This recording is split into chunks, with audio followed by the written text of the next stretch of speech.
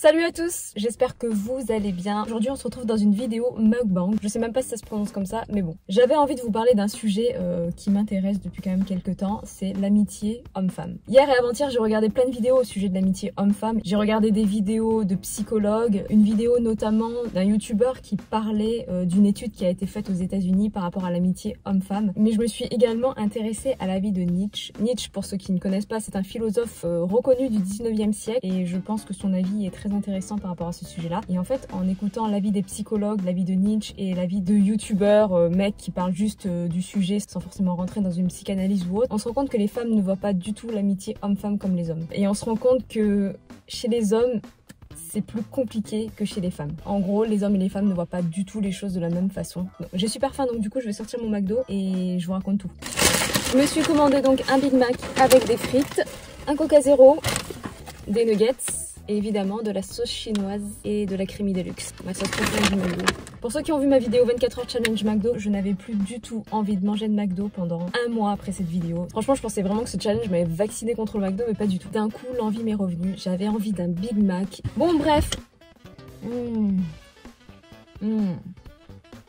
J'en avais tellement envie de ce McDo. Je vous raconterai également une histoire que j'ai vécue par rapport à ça. Donc je vous ferai une petite story time. Et voilà. Alors je ne prends absolument pas toutes ces études pour une vérité absolue. Mais je pense qu'on peut s'y fier dans certains cas quand même. Sont où les nuggets? C'est trop bon. En fait, ce que disent les psychologues par rapport à l'amitié homme-femme, c'est que les femmes arrivent beaucoup à faire la part des choses, mais pas les hommes. C'est-à-dire que les hommes, inconsciemment ou consciemment, ils choisissent leur amie femme par rapport à des critères qu'ils aimeraient avoir chez leur petite copine. Alors certains hommes le savent, ils s'en rendent compte, ils le savent très bien ce qu'ils font.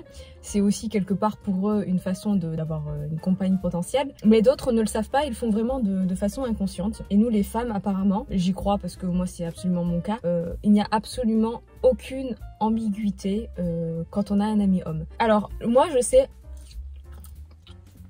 qu'il y a des femmes qui ont des amis hommes en fait, qui ont déjà été en couple avec eux ou qui ont déjà passé la nuit avec eux ou autre. Mais apparemment pour ces femmes-là c'était clair depuis le début. Elles savaient qu'elles avaient une ambiguïté avec eux. C'était pas réellement une vraie amitié. Pour ma part, personnellement, petite histoire, je sais que j'étais amie avec un mec pendant plus de 5 ans. Et je savais qu'il y avait une petite ambiguïté de son côté.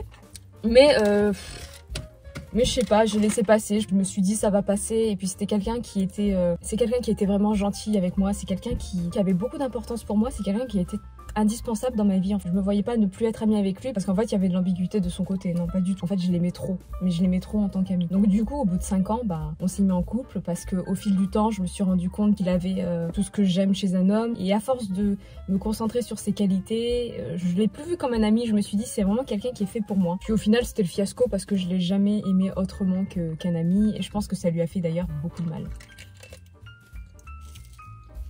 Quand on s'est mis en couple, lui et moi, il m'a avoué que pendant toutes ces années, en fait, il était intéressé par moi. Bon, après, pour moi, c'était pas surprenant parce que je m'en doutais. Mais bon, il me l'a avoué et je me suis dit, jamais de la vie, je trouverais quelqu'un qui est autant attaché à moi et tout ça. Et comme je vous l'ai dit, même si on s'est mis en couple après, ça n'a jamais abouti pour ma part à quoi que ce soit. Tout ça pour dire que beaucoup d'hommes, pas tous, choisissent leur amie parce qu'elles ont un trait de caractère qu'ils aimeraient bien retrouver chez leur petite copine. Mais apparemment, pour les psychologues, les hommes ne peuvent pas faire sans ça. Ils disent en fait que c'est l'instinct de chasseur qui est beaucoup trop présent et qu'avec le sexe opposé, c'est quasiment impossible d'avoir une relation sincère.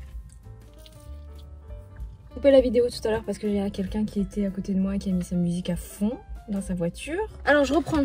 Frites sauce de luxe. La lumière elle a changé, non? Bon bref, j'en étais où? Donc les psychologues disent que les hommes ne peuvent pas se détacher de leur instinct de chasseur. C'est comme ça qu'ils disent, hein, c'est pas moi qui invente le terme. Chose que nous les femmes, nous n'avons pas vraiment cet instinct de chasseur. Moi je vais parler pour moi maintenant.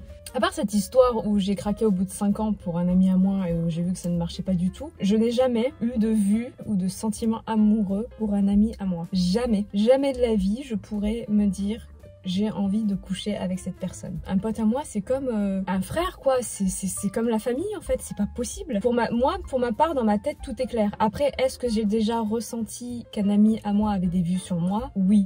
Et d'ailleurs, je parle d'un ami en particulier. Et d'ailleurs, cet ami-là, le jour où il s'est marié, il m'a complètement zappé de sa vie. Donc, je m'étais peut-être pas trompée au final. Et donc, voilà. Pour nous, les filles, apparemment, c'est clair. Lorsqu'on considère... Il y a un chien qui aboie, j'espère que ça va pas vous gêner. Lorsqu'on considère un homme comme un ami, c'est un ami, c'est-à-dire qu'il est friendzoné, il n'y a pas d'autres possibilités. Pour les hommes, il va y avoir une bagarre de chien, je crois, derrière. Ça y est, je crois qu'il a terminé d'aboyer. J'ai perdu le fil. Les hommes, en fait, par rapport à leur façon qu'ils auraient de choisir leurs amis, ils se disent, bah, ouais, peut-être que son caractère à elle, elle me plaît pas, mais je m'entends quand même bien avec elle, donc s'il y a possibilité de coucher avec elle, why not? Ou ouais, je peux vraiment tomber amoureux de cette fille, donc voilà, s'il y a possibilité de se passer quelque chose, ok. Voilà, pour eux, apparemment, c'est plus clair. Je prends pas ça pour une vérité absolue, parce que moi j'ai des amis hommes, et à part celui dont je viens de vous parler, le reste, j'ai pas senti que... voilà quoi.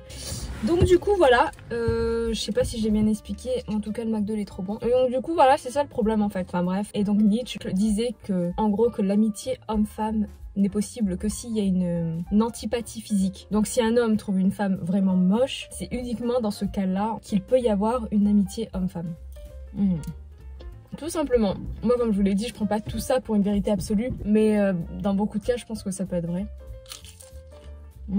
Après, il y a une étude qui a été faite aux États-Unis, là, comme je vous l'ai dit, dans une des universités américaines, qui démontre aussi que l'homme ne peut pas se détacher de son instinct de chasseur. Et c'est compliqué. En fait, que ce soit les psychologues Nietzsche ou cette étude américaine, ça dit quasiment la même chose.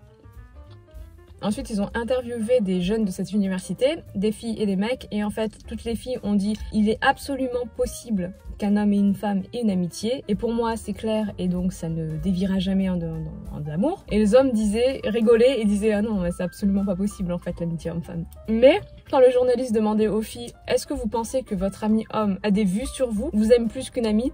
Elles répondaient avec certitude « Ah oui. » Oui, donc en gros ça démontre vraiment que les hommes et les femmes ne peuvent peut-être pas être amis. Donc voilà quoi.